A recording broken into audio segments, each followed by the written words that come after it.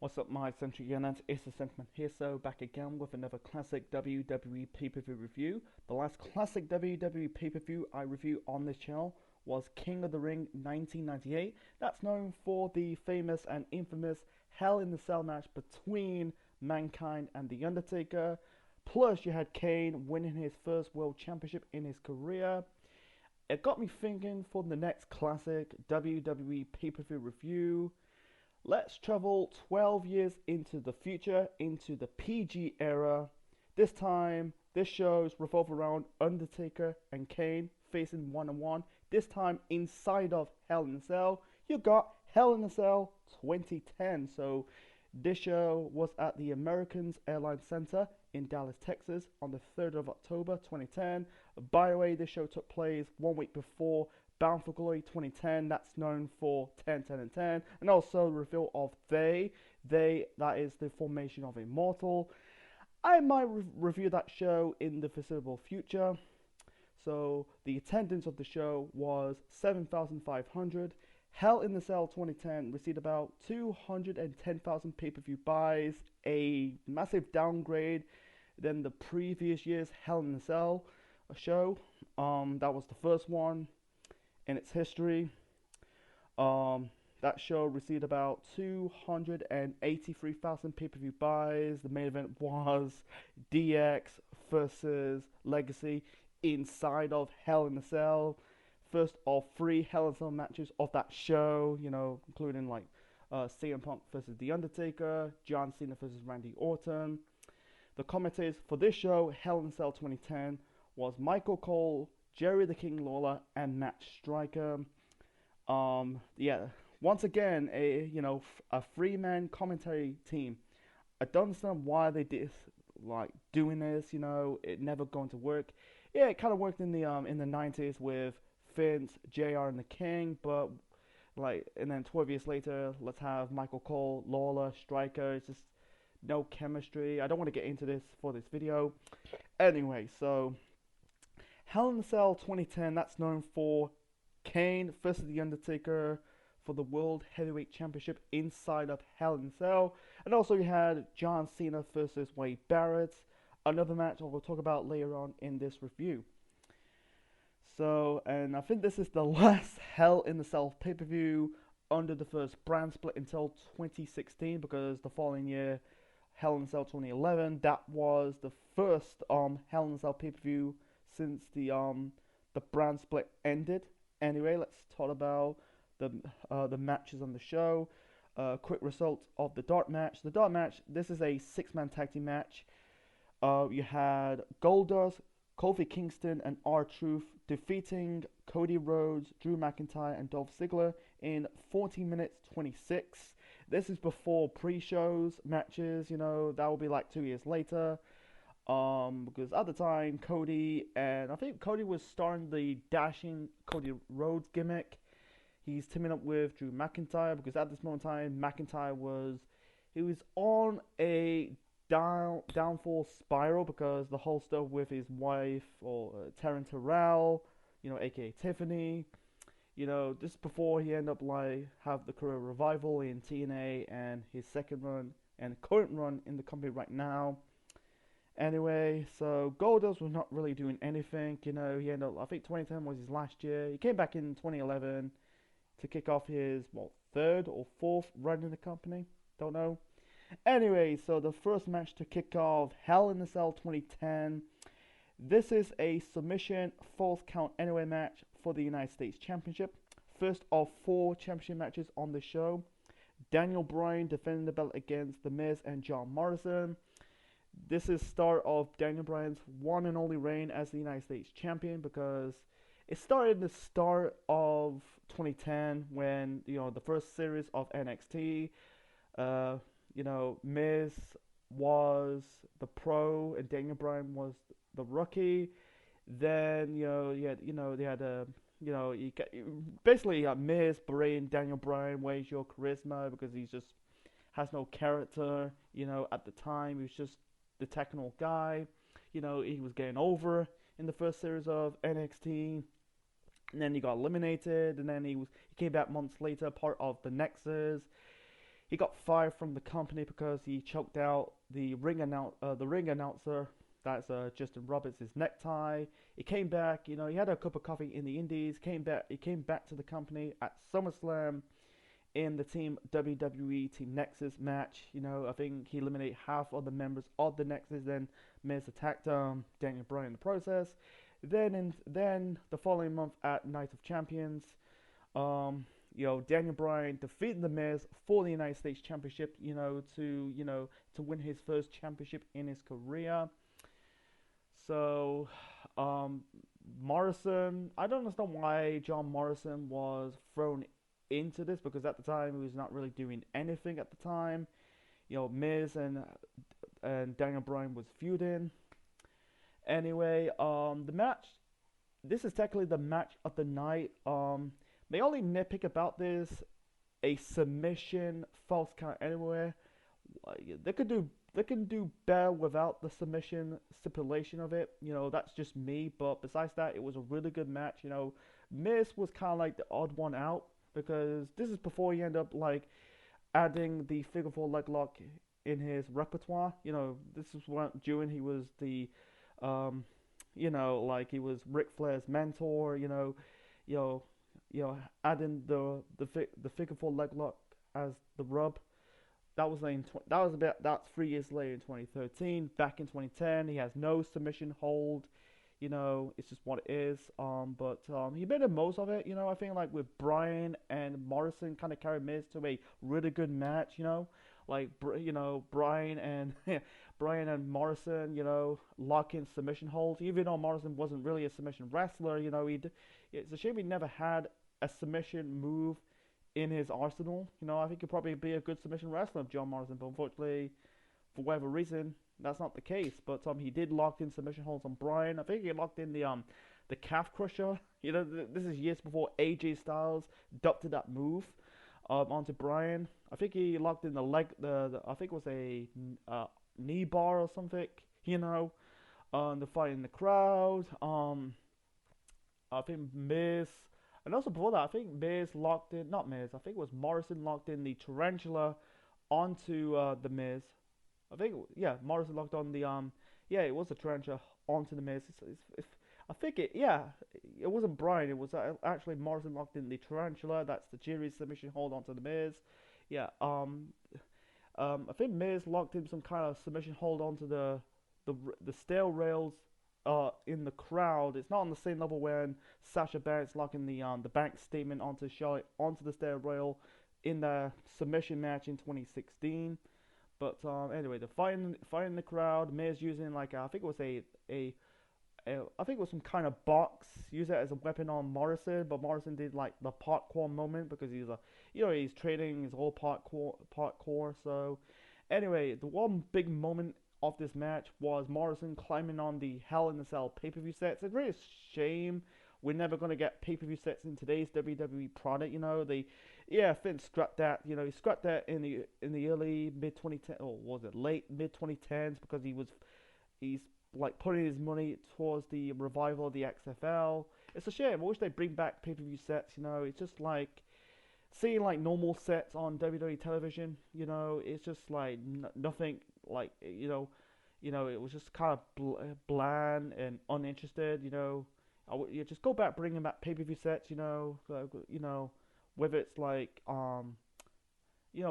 if you watch like old classic pay-per-views over the years, like Hell in a Cell, you got the piece of the Hell in a Cell design, or TLC, Extreme Rules, Men in the Band, you had the ladders, like Elimination Chamber, you got the piece of the like the entrance looks like the Hell in a Cell, not Hell in a Cell, the Extreme Rule, Elimination Chamber. Seeing like today's pay-per-view sets in today's WWE product, it's you've seen just the Tron, and that was it. It's just like uninspiring and bland.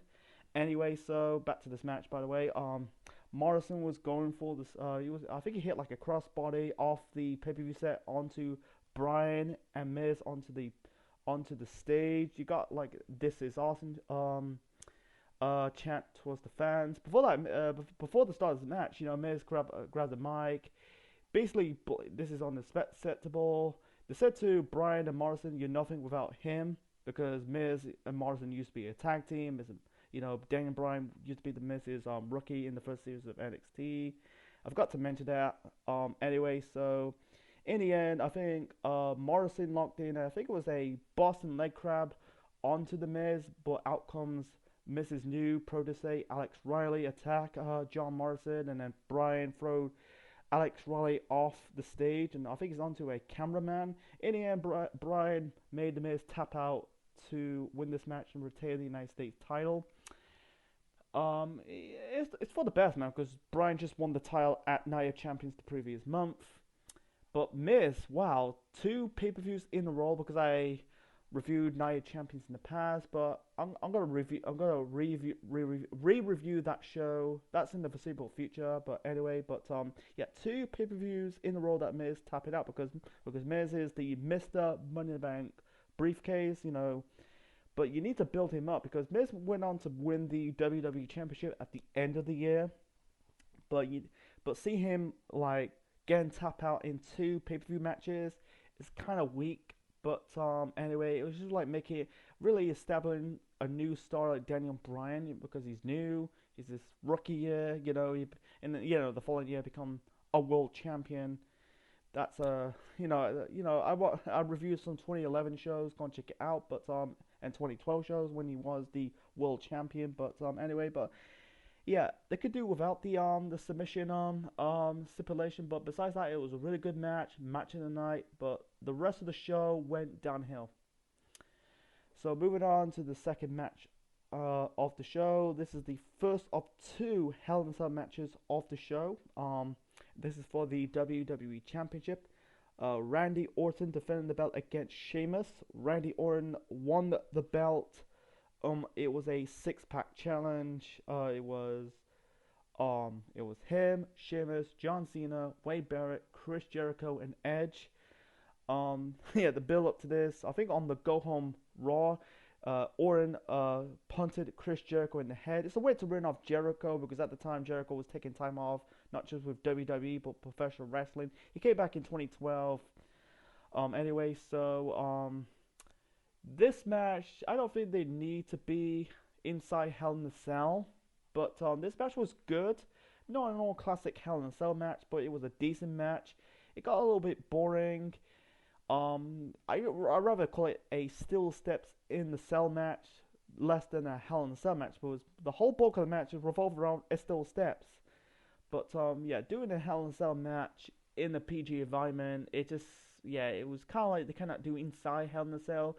Yeah, I know they kind of work the kinks, you know, in later years, Hell in a Cell matches on these pay-per-views starting to went up in quality, but back in the late 2000s, early 2010, in the beginnings of the 2010s, Hell in a Cell matches are starting to, like, you know, get watered down. There's no blood, there's no crazy bumps, you know, whether it's not on top of the cell, but through the cell walls in the standards of Undertaker Edge Hell in a Cell match from SummerSlam '08. But it was a good match. What it is, you know, I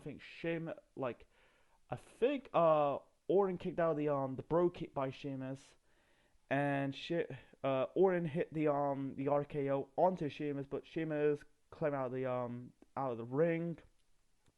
I think Sheamus hit like not a bro kick, the Irish Curse backbreaker onto Orton onto the steps. You know, like I said, I'd rather call it the Steel Steps in the Cell match, less than the Hell in the Cell match. You know, but it's just what it is. But they use like the cell walls as the weapons, but anyway, so in the end, Orton hit the RKO onto Sheamus on the Steel Steps to win this match and retain the WWE Championship. So I think the right person won, but I think like they don't really need to be inside Hell in a Cell, but I think it's the best match, you know, in the overall rivalry of Randy Orton and Sheamus. You know, Sheamus will never touch the WWE Championship ever. He will never touch the world title ever again when he was the world champion 2 years later, but he will never touch the WWE Championship ever again until that forgotten WWE Championship run in late 2015. That's another story for another time. But yeah, Orton was over at the time because he turned he broke up, he broke away from Legacy. Um, the RKO out of nowhere was getting over like gangbusters. So, but yeah, he just won the title. By the way, I think the right person won. So anyway, and Sheamus went on to win the King of the Ring that year, but unfortunately, it was the downfall of Sheamus's like first half of his run. He's won the King of the Ring and end up start losing matches. He kind of gained. I think the best thing, I think the blessing in disguise of him turning babyface the following year. Anyway, let's move on. But let's move on to the next match, and let's talk about one segment. By the way, so it started with a segment with Alberto Del Rio. Technically, it's his first pay-per-view debut.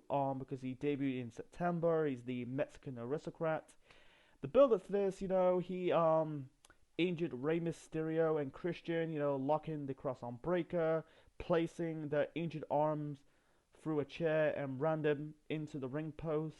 So he's the Mexican wealthy guy, brag about his wealth.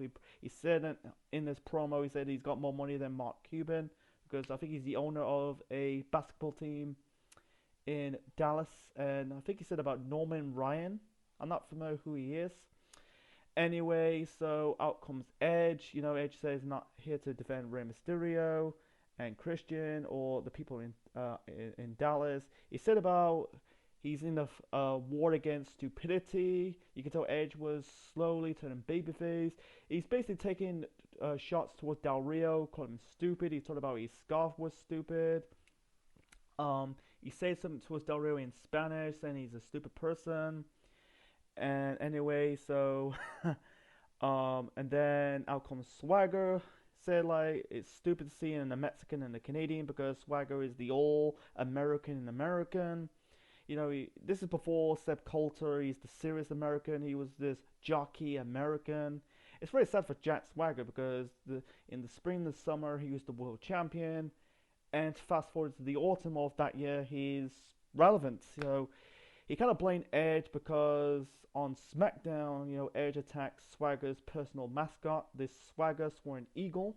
He said like the guy in the suit has medical bills. Anyway, so Del Rio, Swagger attack Edge. And, you got the Raw anonymous GM decide to put Edge in a match against Swagger. And that was it. Del Rio left. That was it. So, I don't like this segment. I said it once, again. I'm going to say it many, many more times. Doing segments on pay-per-views just simply do not work, if it's leading somewhere, I'll kind of like it, but it didn't lead. It's not leading somewhere. It's not going nowhere. It's just killing time on pay-per-views. Why could you just save it on this? Probably save it on Raw or SmackDown, not on a pay-per-view at the time. You're spending a lot of money. So the Raw anonymous GM decided to put, like I said, a booking match between Swagger and Edge. This is an inter-promotion match because at the time Swagger was on SmackDown, Edge on Raw. I'll get to Edge on Raw later on after this match. Nothing much about this match. Bathroom break. It was no build to this. I'm not saying it was a shit storm of a match, but it was okay. It felt like it was filler. Swagger's ankle locks were shit. I feel like every time he locks in the ankle lock, it looks shit because he doesn't really put the pressure on the ankle. Like, the two guys does better ankle locks than Swagger is Kurt Angle and Ken Shamrock. Anyway, in the end, Edge got the victory, hit the spear onto Swagger, and that was it. Because at the time, both Edge and Swagger was not really doing anything. Ever since Swagger dropped the world heavyweight championship, lost the world heavyweight championship, by the way, he's not really doing anything. He ended up being in the Intercontinental title picture at the end of the year with Kofi Kingston. For Edge, ever since after WrestleMania 26 against Chris Jericho, he had this feud with Randy Orton that was a bit mediocre and filler. He was feuding with the Nexus. yeah, he was not really doing anything. This was the last time that Edge represent Raw because a few weeks later, this was I'm guessing was a few weeks. Oh, was it? I think it was on the Go Home. I think it was the next night or the Go Home Raw before bragging rights that he attacked the Raw nominated GM. That's all bullshit, by the way. The Raw I'm gonna talk about right now before we get to the aftermath of Edge. Um, yeah, it was Hornswoggle was the nominated Raw GM. That was in 2012, but people are speculating that it was Michael Cole because he's the one he's reading reading reading from the laptop. You thought Michael Cole's the GM, but unfortunately that's not the case. So, like I said, no payoff. Anyway, so like I said, Edge winner end up getting traded to SmackDown because he attacked the Raw nominated GM. Because at the time he was doing the whole war against stupidity. Yeah, he taking shots off Michael Cole, calling him a tool. So I think Edge going to SmackDown was the right decision because at the end of the year, Edge became the world champion, and the rest is history. But on Raw, I think going on Raw was a bad mistake for Edge because he was not really doing anything. Before he got drafted to Raw, he was on SmackDown. He was in the world title picture, winning the Rumble, feuding with Chris Jericho. Yeah, it's kind of like felt like he was in an aftermath. And also Edge was really, at this time period, he was really he was fat. It's funny like in later years in our current timeline, Edge is in good shape. He's working out, he's got abs. But back in 2010, he was a bit overweight. You can tell like he's starting to wind down his career. Before he retired due to the neck injury. But anyway, let's move on to the next match. I'm kind of rambling. It was an okay match, but I wish it was belong on Raw or SmackDown, not on a pay-per-view that you're spending a lot of money. Not saying it's bad, but it was a bathroom break match. No one give a crap about it because I think you can tell Edge was slowly turning as a babyface. You can tell he's kind of tweener. Anyway, let's move on to the next match. Like I said, so we got Wade Barrett, the leader of the Nexus, taking on John Cena. If John Cena wins, the Nexus are disbanded. If Wade Barrett wins, Cena must join the Nexus. So it started in June of that year when it started in the start of 2010 when Wade Barrett won the first series of NXT. This was the game show version of NXT before the NXT you see right now. Like the Golden Black brand and 2.0. Was it now 3.0? The Golden White. Anyway, so in June, the Nexus debut attack not just John Cena but the rest of the locker room of the WWE. Then fast forward in August, they had the team Team WWE versus Team Nexus. That Cena won. That was personally buried the Nexus once and for all. I might like Night Champions 2010. I might review that or re-review that show. That's for the foreseeable future. Anyway, so Cena, his team won that match at SummerSlam. Nexus is buried. So fast forward in October, Barrett in that video promo says, he's offered to recruit John Cena to the Nexus, but he threw it back to his face, so he decided to challenge Cena to a match on the show at Hell in a Cell. That if he wins, Cena has forced to join Nexus. If Cena wins that match, Nexus are disbanded. So the match between Cena and Wade Barrett, good chemistry, but it was a bit boring. The Nexus members coming out. It was only 5 members of Nexus. You had David Otunga, you had Justin Gabriel, the future PJ Black, Heath Slater, and Michael Tarver. Because at this moment in time, because Darren Young was gone from the company, not really gone for the company, he got kicked out of the Nexus. Skip Sheffield, the future Ryback, he didn't got kicked out of the group. He was injured. He injured his ankle. We won't see him again for another 2 years. And he became Ryback, and the rest is history. So anyway, they came out to support Wade Barrett. Barrett told him to don't get involved because if any member of Nexus interfered in this match between Barrett and Cena, that would be counted as disqualification. Cena will win that match, and Nexus will be disbanded. So yeah. yeah, the T's and Light Nexus members will get involved. You know, they're climbing, they're like wolves going near the prey towards the predators, seen as the prey, sort of getting in the ring. Towards the ring, they're on the ring apron. Out comes the WWE locker room, chasing out and beating down the Nexus. There are only 5 members of the Nexus. You know, you had Big Show, you had Hart Dynasty. I think you had Mark Henry and R-Truth. Anyway, so it was a bit boring, to be honest. You know, I don't really call it match of the night. I call it the second best match of the night by default, I guess. But anyway, so I think Cena kicked out the Wasteland. Barrett kicked out the AA. Like Barrett's like move set is a bit one dimensional because I understand why he's using the ball hammer elbow. You know, when he was bare knuckle Barrett and Banus Barrett, you know, in later years, you know. But yeah, he was a bit like not. I don't call him green, but he's kind of like one dimensional. So in the end, you know, you had Cena lock Barrett with the STF. You thought he's gonna tap out again. The same STF made Barrett tap out SummerSlam. Unfortunately, that's not the case. People thought that Cena's gonna win. This is gonna be the end of the Nexus storyline as we know it. Unfortunately, that's not the case. Outcome, you thought that was just a fan trying to get in the ring. And then there was wearing a light blue shirt. Now and then you got self-proclaimed another fan wearing a red shirt. Dex Cena. I think it hit him in the back of the head.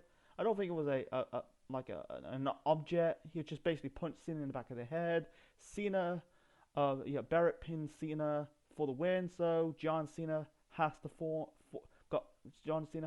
join Nexus. So besides that, it was, like I said, good match. Got a little boring. It was 17 minutes, man. 17 minutes, you know. But I think they told a good story. Seeing Cena like depressed, the sort he has to join Nexus. I think the aftermath was bullshit because, like, you know, I don't want to talk about in this video. You know, yet like he has to do what Nexus told him, or he'll get fired from the WWE. But unfortunately, that's a little bullshit because Cena. Everyone knows that Cena's not turning heel because Vince said Vince's idea. He wants Cena to turn heel. Cena refused to turn heel because he said like in some interview that, you know, to become a heel it means you have to can't go to pizza parties, you gotta act like a heel in real life. That's a little bullshit because you're playing a character. You know, I don't understand. That's you know, he's a fucking liar. You know, and also refusing what Vince McMahon tell you to do because, like I said, I'm gonna mention again. You know, back in the day, you know, I think it's around that kind of time period around the 2010s, you know, Vince wants Cena to turn heel, but Cena refused to do that. You know, I think that's stupid. If the boss tells you to do something, you do it. But yeah, that's another story, another time. The aftermath was shit. You know, they had the rubber match of John Cena and Nexus and Wade Barrett, you know, at TLC. Like I said, another story for another time. So moving on to the next match. Trying to keep it short and simple, folks. This is for the Divas Championship. Michelle McCool with Layla. You know, one have a lay call defending the belt against Natalia. At Night of Champions, I think Michelle McCool beat. I think like Layla become the last women's champion. That is the green belt. On that show. Michelle McCool defeat, I think it was Melina for the Divas title at Night of Champions the previous month to unify. I think they both unified the belts or something. You know, this is very confusing. You know, and at this moment in time, I think Michelle McCool and Layla are the co-Divas champions. I don't understand why they did that. I don't want to get into that. You know, that's kind of like, the co-women's champion. Anyway, Natalia, at this moment in time, you can tell she's breaking away from the Hart Dynasty. Like, because not too long from now, I think it was in late 2010, I think it was around November, December time, D.H. Smith, that's Harry Smith, the son of the late British Bulldog, and Tyson Kidd, that's soon to be the real-life wife and husband of Natalia. You know, that's T.J. Wilson, by the way, end up, like, turning each other, you know, and that was the end of the Hart Dynasty as you know it. You know, that's another story for another time. I don't want to talk about it. So this match, I think it's the worst match of the night for me. Both two women are good in the ring. Michelle McCool and Natalia. Natalia, I don't really hate Natalia. As a wrestler, I think she's good in the ring. But I think the one thing that held her back in WWE so far is she lacks charisma. She has no. I think she's uninteresting, a bit sometimes annoying. I understand why, because Hart family are not known for doing the sports entertainment side. I think the only Hart family member embrace it was Owen when he was part of the Nation back in 1998. But I feel sorry for Natalia. I should not feel sorry, but yeah, that's the reason why she never won more women's championships in her career, because I think it's just she lacks personality. She's good in the ring, but she just lacks character development and lacks personality. And also, I put her. She's kind of like this gimmick pig wrestler, with these gimmick experiment gimmicks she does over the years, that really hurt her. But anyway, Lady Cole for me, very annoying. They are basically, I'm guessing this is basically WWE's answer, WWE's version of the Beautiful People of TNA, because at that time you got the Beautiful People as a duo, with Angelina Love and Velvet Sky, and Lady Cole is just Michelle McCool and Layla. Michelle McCool at this moment in time, she is a good worker, but she is annoying. I compare her to Charlotte Flair. Good work, good in the ring, but kind of annoying at the same time. So it was 5 minutes long, but Layla got involved. In the end, I think Natalia locked in the sharpshooter onto Michelle McCool. Layla hit Natalia with her shoe. That caused the disqualification. Natalia went on to win the Divas title. I think it was at Survivor Series, And yeah, they ended have that. I think they end up having that blow off at TLC I think it was a women's tag team tables match with her and Beth Phoenix against Lady Cole. That's another story, another time. So let's move on to the main event. This is the second Hell in a Cell match of the night. This is for the World Heavyweight Championship. The Undertaker with Paul Bearer in his corner, or actually taking on Kane, who is the World Heavyweight Champion at the time. So it started in the summertime when the Undertaker was written off because someone put him in a vegetated state. But in reality, and that's in kayfabe by the way, but in reality, Undertaker, I think he suffered a injury to his eye. I think he injured a bone of his eye. So he was supposed to be in that Fatal 4-Way match at Fatal 4-Way of June of that year, but unfortunately was pulled out due to I think it was an eye injury. So the storyline going into this, Kane trying to find out who is the culprit who put the Undertaker in a vegetated state. So they were teasing like it was Rey Mysterio was the one who attacked the Undertaker, but in reality it was Kane, because the Undertaker showed up, made his return at SummerSlam of that year. It returned in a casket, and it revealed that Kane is the one who attacked the Undertaker and hit him with a Tombstone Piledriver. So the previous month they had the No Holds Barred match at Night of Champions. That was a really good match. That Kane won, because I think before that, Undertaker won the previous matches against Kane. That match at WrestleMania 14, the Invertible match. I think they fought at SummerSlam 2000, even that match at WrestleMania 20 in 2004. So this is the rematch of the real new rivalry. So the build up to this is I think it was on the Go Home SmackDown. Before that, you had the return of Paul Bearer. Paul Bearer made his return for the first time in 6 years after he got killed off by the Undertaker in the Concrete Crypt after he won in that Concrete Crypt match at the Great American Bash in 2004.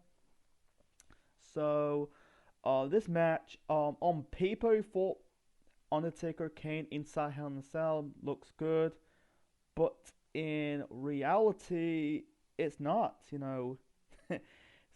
Unfortunately, that's not the case. It's not a bad. It's not. This Hell in a Cell match between Undertaker and Kane. It's not really designed to be a barn burner, a match of the night, one of the greatest Hell in a Cell matches of all time. It's not purposely designed that, no. But I don't really call it the worst Hell in a Cell match. You know, it was an okay Hell in a Cell match. At least they tried. But if they did it around in the mid 2000s, it might work because you had blood. But doing it in 2010 in a PG environment with no blood, it's so watered down. It, I feel like the handcuff, they cannot do anything inside Hell in a Cell. Um, it's the signs that I don't think they need to be inside Hell in a Cell. They should just done a one-on-one match instead. But that's just me. Like I think in my opinion, I think like the one match deserved to be inside Hell in a Cell. John Cena, Wade Barrett. But that's just me. Anyway, so it was okay for what it is. Kane working on the leg of the Undertaker. I think Kane is the only wrestler to But people say it's Triple H was the one who broke out the Undertaker's Hell's Gate, but in reality, it wasn't him. It was Kane. Kane managed to get out of the Hell's Gate. He managed to get out via the ropes. So I think Taker kicked out the Tombstone Power Driver. Kane kicked out the choke slam.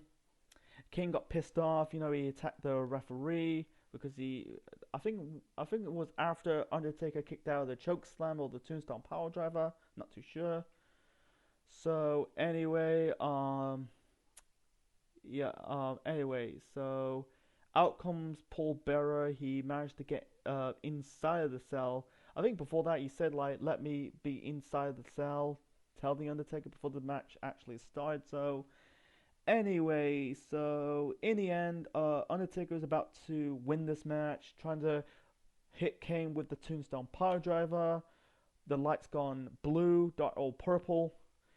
Paul Bearer, and I think it's obvious what happens next. So Bearer shone the light off the urn onto the face of the Undertaker. You thought this is before before that you had Kane going after Paul Bearer, and after that Taker was going after Paul Bearer. After he blinds Undertaker with the light out of the urn, then Kane hit the Undertaker with the urn. I think he hit him with the Tombstone. I think it was the Tombstone Power Driver. I'm not too sure on it. So Kane won this match, and retained the World Heavyweight Championship. So I think it was a bit yeah no, it was a choke slam, the second choke slam. My apologies. Yeah, I thought it was the Tombstone Power Driver. No, it'd be really good to hit Undertaker with the Tombstone Power Driver. That's just me. But anyway, hit the Undertaker with the second choke slam after, like I said, Bearer blind the Undertaker in the face with the urn, the light off the urn to win this match and retain the World Heavyweight Championship. The lights went red. That's when the show goes off the air. So yeah, it was obvious that Paul Bearer turned heel to align himself with Kane. I think at this moment in time, that kind of beat the fans over the head with this rivalry. They've been doing it since 1997. I understand why they did this inside Hell in a Cell, because it ties in of Kane's debut, because he debuted at Bad Blood 1997. This was in the end of the first Hell in a Cell match between Shawn Michaels and The Undertaker. I understand, but in reality, they don't need to be inside Hell in a Cell. So you thought that was the end of the rivalry. Wrong, because they had the rubber match a few weeks later at Bragging Rights in a Buried Alive match that Undertaker Kane won for the third pay-per-view match in a row that Kane beats his brother The Undertaker. After the help by the Nexus. It's a way to run off The Undertaker. I think he injured his. There was leading up to The Undertaker's rivalry with the Nexus, but unfortunately that's not the case. Undertaker got hurt. He injured his rotator cuff. And that was really Undertaker's final year as a full-time wrestler until he ended up only show up once a year to fight at WrestleMania. Kane's world title reign, I think it was a flop at this moment in time. It's really sad in 2010 that like like the previous year in 2009, you had good guys holding the World Heavyweight Championship belt. You know, like John Cena, Edge, CM Punk, Jeff Hardy, The Undertaker himself. Then fast forward in 2010, yeah, Chris Jericho in 2010 also held the big gold belt, but it went downhill. You know, you got guys like Jack Swagger, Rey Mysterio, and Kane. Yeah, Kane's reign was a flop. You know, after his feud with his brother The Undertaker, he went on to feud with Edge at the end of the year. You know, revolve around Paul Bearer. And then at TLC, you know, in a fatal four-way TLC match against Kane, Edge, Del Rio, Mysterio, Edge went on to win the World Heavyweight title. And that's another story for another time. So, anyway, so my final overall rating for Hell in a Cell 2010, I give it a 6 out of 10. It is it a good show? No. Is it a bad show? Not really. This is thumbs in the middle for me. Like the three matches in the good for me has to be the opener, the match of the night has to be that submission, false count anywhere triple threat match between Daniel Bryan, Miz, and Morrison. Sheamus and Orton, that was a decent Hell in a Cell match. John Cena, Wade Barrett was also good as well. The only thing in the bad for me has to be the Divas title match between Michelle McCool versus Natalia. The OK, you had Edge versus Swagger. The second Hell in a Cell match between Kane and The Undertaker. Like I said, it's not a bad Hell in a Cell match, but it was fair to put it in the OK because, like I said, it wasn't a terrible match. It wasn't great. It was really okay for what it is. It was.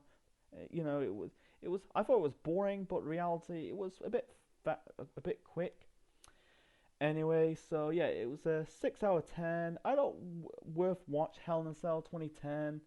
Maybe for the opener, and maybe Orton and Sheamus and Johnson and Barrett. But besides that, this is slightly a miss because October shows in WWE that can end up being a hit or a miss.